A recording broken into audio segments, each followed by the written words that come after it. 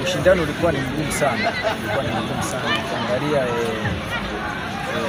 raundi ya kwanza tulizokusanya ni tofauti na raundi ya pili tulizokusanya. Kwa hiyo ukiangalia raundi ya pili tulitumia nguvu kubwa sana kuweza kupata tena nafasi ya playoff, kwa sababu timu kuna baadhi ya timu zilihitaji kupata hii nafasi lakini zilishindwa kuipata na kushuka moja kwa moja, lakini sisi tunamshukuru Mwenyezi Mungu kwa kutupatia ibada, tumeweza kupambana bila kubakisha timu.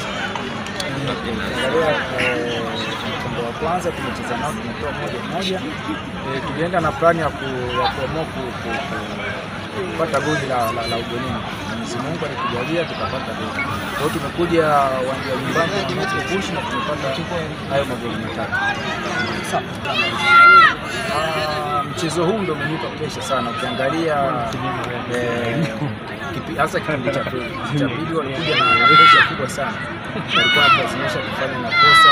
Tuliweza kumaintain, yaani ni mchezo ambao wa historia kwa historia kabisa.